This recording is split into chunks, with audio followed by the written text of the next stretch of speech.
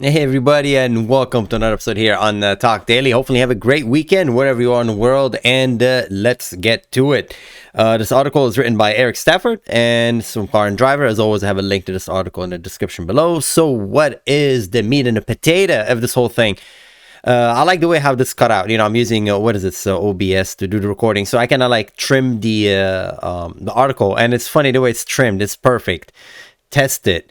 2022 Toyota GR86 automatic is still fun. It's slower, but it's still fun. But that's been cut off, and I think that's perfect. Yeah, fun is the purpose of this vehicle. I love the way they retuned the engine to give you that torque. You have that dip in the torque band. Now we don't have it.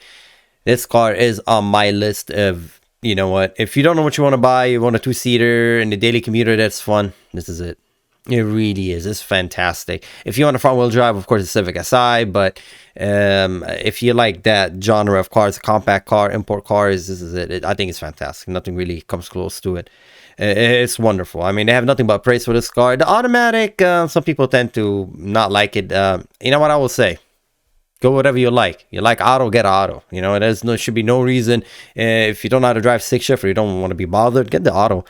As far as being 1 point, they did measure it, saying it's something like 1 point something seconds slower.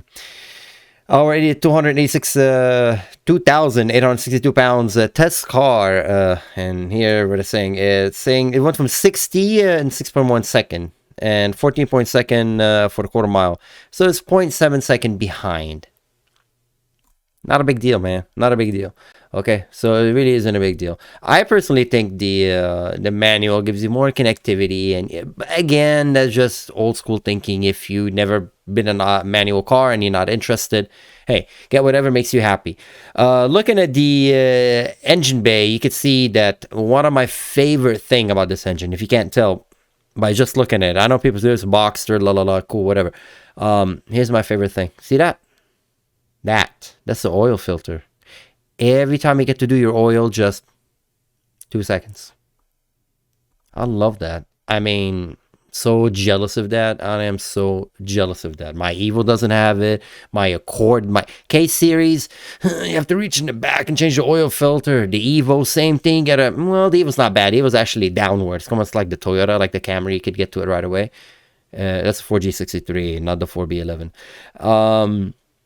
And my Miata, same thing, is on the side, and it's annoying. I love this. It's so clean. 2 seconds, just take it off, put it on. I wish all cars have that. You could do an oil relocation kit, but that's a different subject.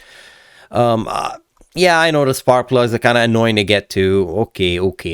But 100,000 miles to change it. You're not supposed to change it until 100,000 miles. I mean, in normal condition. Anyway, so I love the engine. I love everything about it. It's unfortunate it's not turbocharged, but it is what it is. That's another subject for a different story. Yeah, we always want more power. That's just, yeah, we're never going to be satisfied. People like us always want more power. So, but what it is right now, at its cost, is fantastic. They're talking about the heights quicker than its automatic predecessor. Joy's handling characteristic. Additional features not available with the stick. Again, you still have a limited sub differential, I hope. They keep talking about it just being a little bit slower. The automatic times at 1.5 and 1.2 seconds, respectively, quicker than they got from the self-shifting 2017 model. So, okay, this automatic is a little bit faster than the older automatic. I think probably has something to do also with the engine and the torque band of the engine, but it's just my speculation. Again, I think it's a beautiful looking car. It's really pretty. The back kind of looks like an NSX. Just my eyes kind of like NSX-ish, and this kind of looks like a BMW, the M3 wing, but or like the 911 whale tail, whatever. Anyway, but not faulting it. It's a really nice car. 0.95G, that is fantastic. That's on a Michelin Pilot Sport 4 summer tires, so that is very high grip tires. If you have all season tires, expect that to drop.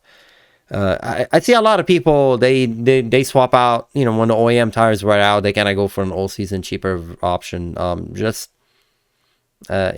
My personal advice is just that if you got used to the grip and you reduce grip, it's kind of a shock. So just be aware of that. These tires are very grippy tires. Front brake pedal, again, Nothing. The low is slower than this manual.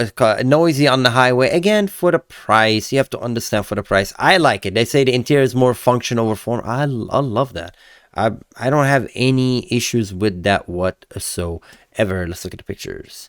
More pictures, photos. What are the photos? A lot of pictures, man. Lots. Again, all of them look pretty. I just love the way the car looks.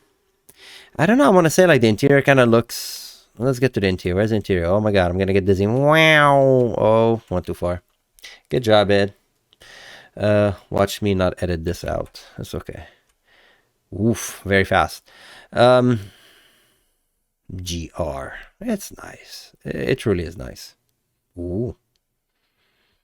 Again, to me, this is the hot car. For me, if I want to buy a new car, I'll buy that. In a manual, of course. It's really nice. It's everything you need. I'm pretty sure you could modify it to your heart desire as far as suspension wise. The engine is fine. You get a little bit more horsepower out of it if you want, but it's such a pleasing car to drive. It's really nice, and it's that formula. I mean, everybody's moving to electric. Toyota is providing you with the gasoline cars. I think it's probably maybe a last hurrah before everything becomes electric, and Toyota is just utilizing that, and I'm really happy. I mean, Chevy's not doing that. Ford is not doing that. No one is giving you a front engine wheel drive that's cheap, compact. I don't know why. Everybody's so busy putting batteries in things. So it's good to see Toyota making these cars. Toyota's having the Supra. They have this, have an all-wheel drive. Corolla's all-wheel drive, turbo, Supra, GRs. Wow, the 86. I mean, we are spoiled right now thanks to Toyota. We are truly spoiled. It's saying over. So let's go to the specification real quick so I don't drag this video on forever. The price of this car, I'm trying to get to the price. Where is the price? 32,825, 33,507. And that's because of the automatics. It gets a little bit, I think it's 1,000 something plus for the automatic. 20 mile per gallon MPG, 0.66.1 second, quarter mile 14.7. Again, it's not really. This car was never meant to be fast, okay? And I mean by fast and quarter mile is like sub, 11s and 12. It's not designed for that. 0 to 66 seconds, that's okay. I mean, it's livable. It can live with that. It's not it's not slow, it's not 8. So it's fine. As far as everything else, I don't see any flaws with it. 228 horsepower, 7,000 RPM, torque. They fixed the torque curve. They don't mention that, but the torque curve been fixed. So the car actually does have that little dip in torque you used to have. Then this gen is actually much more pleasant to drive. Beside that, I really can't fault it. Again, if you like automatic, don't listen to anyone else telling you, oh yeah, you should get the manual. Yeah, whatever you like, get whatever you're comfortable with. This is the car you're gonna be with daily driving it. 1 point something seconds slower, whatever. I mean, it's not a big deal.